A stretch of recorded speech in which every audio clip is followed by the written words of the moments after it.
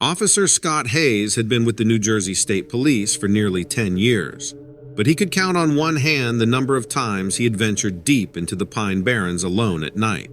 The vast forest, spanning over 1,000,000 acres, was home to dense woodlands, marshes, and a network of narrow dirt roads that could easily become confusing. Even locals preferred to stay clear of the deeper parts after dark. Hayes had always heard the stories, legends really, about strange sightings in the Barrens. Mostly he dismissed them as nonsense, but there was a reason why the tales persisted for centuries, he thought. It was mid-October, and the chill in the air hinted at the approaching winter. The leaves were in full color, making the forest look like it was on fire during the day. But at night, the shadows seemed to swallow everything whole, leaving only the faintest outline of the trees against the sky. Hayes was patrolling a stretch of Route 72 when he got the call. It was from a young couple who had decided to go for a late-night drive through the Barrens. They had heard a strange noise and, seeing their gas gauge dipping lower than expected, pulled off the road to check their engine. That's when they saw it, a tall, dark figure moving between the trees.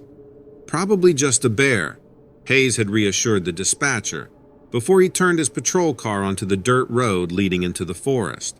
The locals knew better than to call the police over every rustle in the woods, but tourists were always on edge, their minds racing with thoughts of the Jersey Devil or other mythical creatures.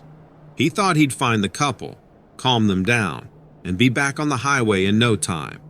As he drove deeper into the forest, the radio signal became weaker, the static increasing with every mile. The dense canopy overhead blocked out the moonlight, and Hayes had to rely entirely on his headlights, which cast long, eerie shadows. He could see why people got spooked out here. The darkness was almost alive.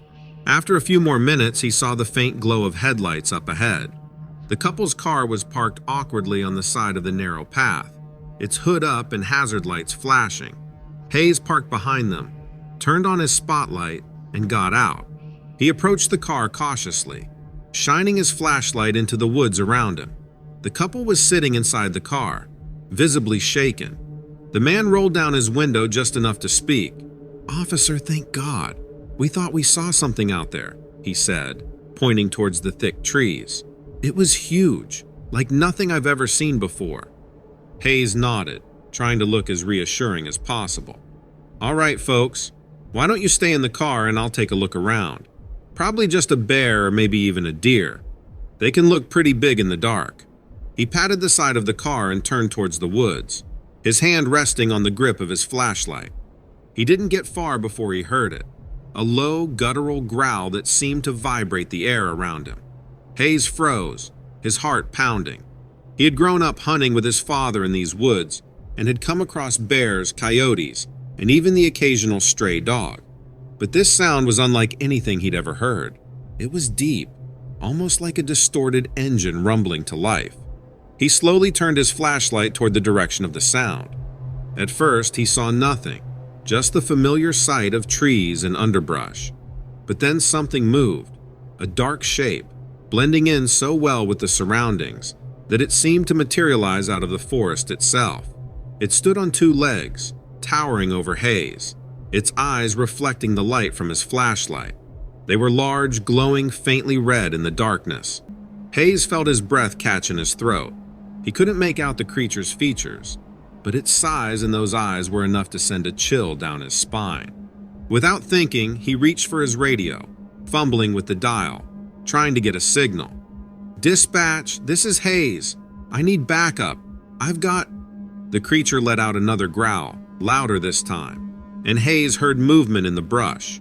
The sound of twigs snapping and leaves rustling filled the air, and suddenly, the creature was gone, vanishing into the forest as quickly as it had appeared. Hayes stood there, his heart hammering, straining his eyes against the darkness. He knew better than to follow it into the woods. Alone and without a clear view, it would be suicide. He backed slowly towards the car, not taking his eyes off the spot where the creature had been. Once he reached the vehicle, he tapped on the window. "We're getting out of here," he said, trying to keep his voice steady. The couple nodded, fear etched across their faces. As Hayes got into his patrol car, He radioed back to the station again. The static was overwhelming, but he managed to get a broken message through. "This is Officer Hayes. Route 72. Pine Barrens. Possible large animal. Need backup." He didn't wait for a response. He started his car and motioned for the couple to follow him. The drive back to the main road felt like an eternity. Hayes kept glancing in his rearview mirror, half expecting to see those glowing red eyes behind them. They reached the highway without incident, and Hayes breathed a sigh of relief as he saw the flashing lights of a backup unit approaching. He pulled over, letting the other officer take over escorting the couple. Hayes stepped out of his car, taking a deep breath of the cool night air. His hands were shaking. He tried to explain what he had seen, but the words didn't come out right. The other officer listened, a skeptical look on his face. "You sure you weren't just spooked? It's dark out there. Easy to let your imagination run wild." Hayes nodded, knowing how it must sound. "Yeah, maybe. But I know what I heard, and I know what I saw.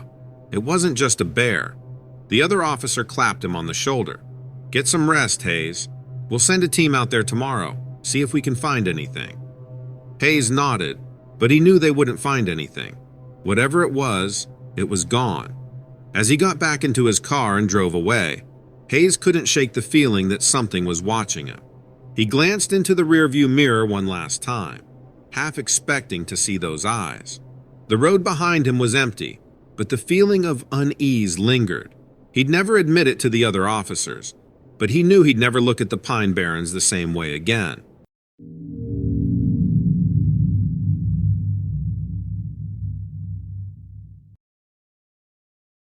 Mara had always loved visiting her grandmother's cabin in northern Michigan. Tucked away in the dense forests of the Manistee National Forest, the cabin was her escape from the hustle of Detroit.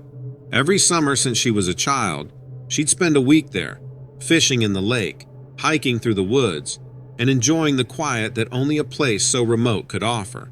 But this year was different. Her grandmother had passed away in the spring, and Mara was heading up to the cabin to sort through her belongings. It was a bittersweet trip. The cabin was full of memories, and Mara wasn't sure how she'd feel being there alone. She arrived late in the afternoon, and she parked her car in the gravel driveway. The cabin looked the same as always, a small, rustic structure with a wraparound porch and a view of the lake. But it felt different now, empty, almost eerie without her grandmother's presence. Mara spent the rest of the afternoon inside, sifting through old photo albums, letters, and knickknacks that her grandmother had collected over the years. By evening, she was exhausted, both physically and emotionally, so she decided to take a walk to clear her head. The sun was setting as she set off down a narrow trail that led into the woods. The air was cool, and the only sounds were the rustling of leaves and the occasional call of a bird. Mara had always felt at peace in these woods, but tonight there was an undercurrent of unease that she couldn't shake. As she walked, the shadows grew longer and the light dimmer. The trees seemed to close in around her, and the silence became oppressive. Mara quickened her pace, realizing she had wandered farther than she intended. She turned to head back to the cabin, but something stopped her in her tracks. A sound, faint but distinct, carried on the breeze. It was a howl, long and mournful, unlike anything she'd heard before. It wasn't the cry of a coyote or a wolf. It was deeper, with more vibration. Mara stood as still as she possibly could. The howl came again, closer this time, and with it came the unmistakable sound of something moving through the underbrush, something big. She didn't wait to see what it was. Mara turned and began to run, her footsteps pounding on the dirt trail as the sound of snapping branches and rustling leaves grew louder behind her. The woods were dark now, the trees casting long, twisting shadows that seemed to reach out to grab her. Mara's mind raced as she ran. Was it a bear? A wolf? But no, that howl didn't belong to any as normal as a wolf. It sounded almost human, but distorted, wrong somehow. She could feel whatever it was gaining on her, its presence pressing down on her like a weight. Suddenly, she tripped on a root and went sprawling to the ground, her knees and palms scraping against the dirt. Panic surged through her as she scrambled to her feet. Glancing back over her shoulder, that's when she saw it, emerging from the shadows like something out of a nightmare. It was tall, easily over 7 feet, and covered in thick, dark fur. Its body was humanoid, but its limbs were too long, too twisted. Its head was that of a dog or a wolf, with pointed ears, a long snout, and glowing yellow eyes that locked onto her with a predatory intensity. Mara could see its breath steaming in the cool night air, hear the low rumbling from its throat. For a moment, time seemed to stand still. Mara could do nothing but stare, paralyzed by fear, as the creature stepped closer, its movements fluid and unnaturally graceful. It bared its teeth, sharp and glistening, and let out another howl that echoed through the trees. The sound snapped Mara out of her trance.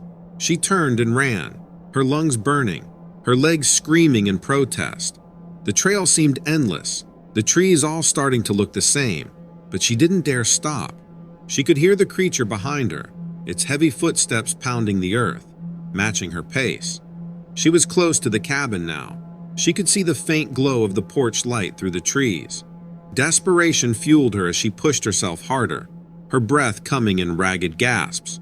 She burst out of the woods and onto the clearing around the cabin, but the creature was right behind her, its hot breath on her neck. Mara didn't have time to fumble with her keys.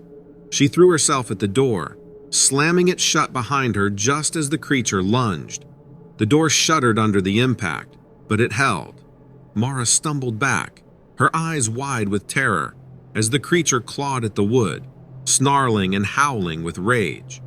For what felt like an eternity, it continued its assault on the door, the sound of its claws scraping against the wood filling the cabin. Mara could do nothing but huddle in the corner, clutching a fireplace poker in trembling hands, praying the door would hold. Then, as suddenly as it had started, the noise stopped. Silence fell over the cabin, broken only by Mara's ragged breathing. She waited, her heart pounding in her ears, but there was nothing. After what felt like hours, she dared to move closer to the door, peeking out through a crack in the curtains. The clearing was empty. The creature was gone. Mara didn't sleep that night. She sat by the door, the poker in her lap, waiting for the creature to return, but it never did. When dawn finally broke, she packed her things and left, leaving the cabin and the memories behind. She told no one about what had happened. Who would believe her? But she knew the truth. There was something in those woods, something that shouldn't exist, and she wasn't going back to find out what it was.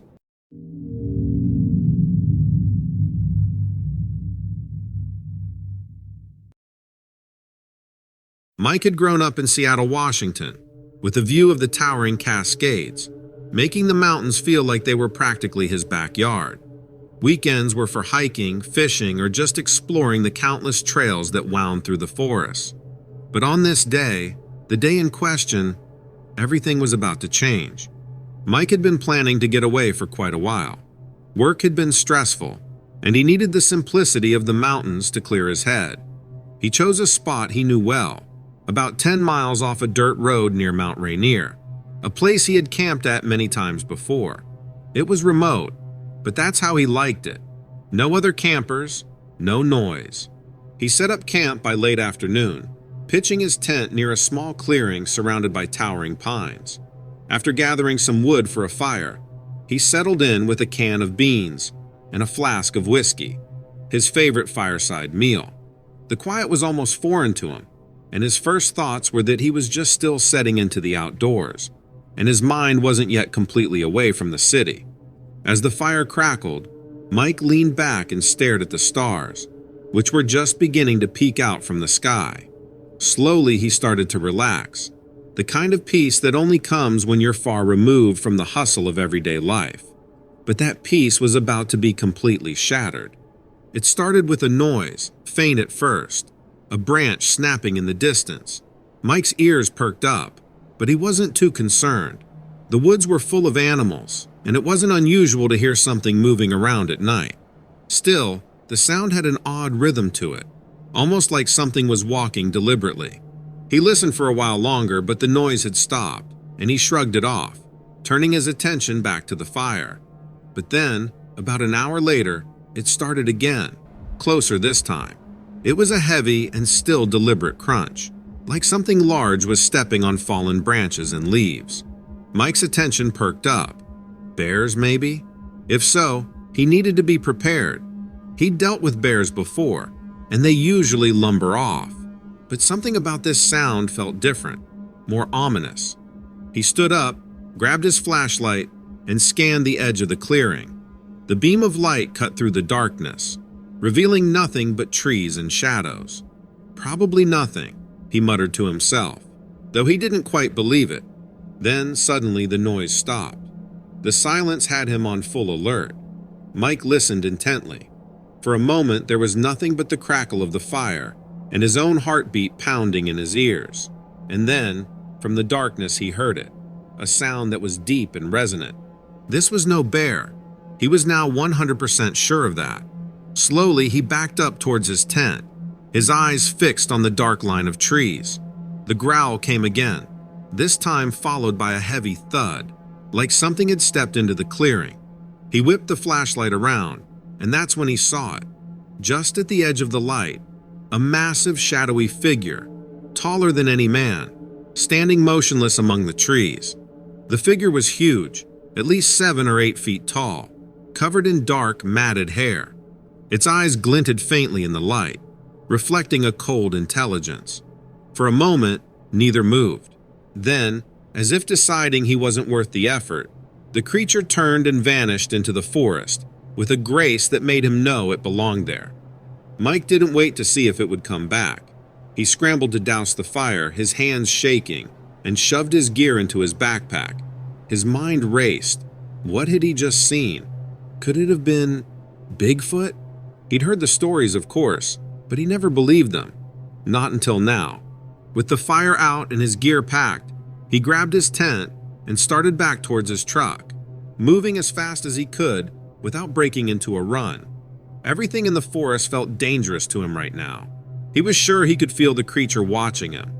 It took him over an hour to reach his truck. When he finally did, he threw his gear into the back, jumped in, and sped down the dirt road, not stopping until he was miles away, back on the highway. Only then did he start to feel normal again. Mike never went back to that spot. He was sure that it wasn't his imagination, that it was real, and it was out there, somewhere in the heart of the Cascades, and he was never going to forget it, not even if he tried.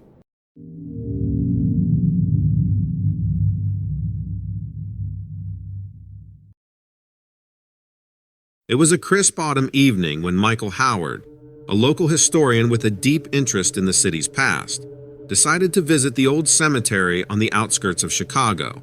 The cemetery, established in the mid-1800s, was known for its historical significance and its overgrown, moss-covered gravestones. Michael had visited the cemetery many times during the day to research historical records and genealogy, but tonight he intended to experience the site under the cover of darkness. Armed with a flashlight, a notebook, and a camera, Michael entered the cemetery just before dusk. The air was cool, and a light fog began to settle over the old gravestones and wrought iron fences. The moon cast a pale light over the cemetery, giving the landscape an almost ethereal quality. Michael enjoyed the tranquility of the cemetery at night, though it was a bit eerie. The quiet was punctuated only by the occasional rustle of leaves and the distant hum of traffic from the city. Michael made his way along the narrow paths that wound through the cemetery. The gravestones were old and weathered, many of them covered in a thick layer of lichen and ivy. He was particularly interested in documenting some of the older, less visited sections of the cemetery, where the stones were often forgotten by time. As he approached a more secluded area of the cemetery, Michael noticed something strange. There was an area where the ground appeared recently disturbed, as if something had been dug up or moved. The disturbed soil was out of place among the otherwise neatly maintained graves. Curiosity on high alert, Michael decided to investigate further. He shone his flashlight on the area, revealing a set of freshly disturbed graves with broken earth. The graves were older, their inscriptions barely legible. The sight of the broken ground unsettled him, as it was clear that someone or something had been tampering with the site. Michael took some photos and notes, but a sudden chill in the air made him shiver. As he turned to leave, Michael heard a faint whispering sound. At first, he thought it was the wind or perhaps an echo from the city, but the whispers grew clearer and more distinct. They seemed to come from all around him, though he couldn't pinpoint the source. The whispers were accompanied by an unsettling feeling of being watched. Michael's flashlight flickered, and he quickly checked the batteries. As he did so, he caught a glimpse of movement in the corner of his eye. Turning sharply, he saw a shadowy figure standing among the gravestones. The figure was barely visible, blending into the darkness, but its outline was unmistakably humanoid. It stood still, its shape obscured by the night. Michael tried to call out, but his voice seemed to not want to work. The figure remained motionless, and the whispering grew louder, almost as if the figure were communicating through the sound. Michael took a few hesitant steps toward the figure, but as he did, it seemed to dissolve into the shadows, its presence fading into the darkness. Determined to understand what he had seen, Michael advanced cautiously. He reached the spot where the figure had stood, but there was no sign of it, only the old gravestones and the disturbed earth. The whispering had stopped, leaving an eerie silence in its wake. Feeling a mix of apprehension and intrigue, Michael decided to leave the cemetery. He retraced his steps, making his way back to the main gate. As he exited, he looked back at the cemetery, its darkened expanse stretching behind him. The experience had left him shaken but fascinated. Back home, Michael reviewed the footage from his camera and the notes he had taken. The photos of the disturbed graves were clear, but the figure and the whispers were not captured. The footage showed only shadows and the occasional flicker of light, with no definitive evidence of what he had experienced. Michael couldn't hold it in and shared what he thinks he saw with some of his close friends. One was so intrigued that he begged Michael to take him to the cemetery and show him what he had seen. But Michael wasn't ready yet, and he still is yet to return. The incident was never fully rationalized, and the presence of the shadowy figure continued to puzzle him. For Michael, the night in the cemetery was a reminder that he should never get too comfortable, that there are things that can happen that will shatter what he thinks he knows.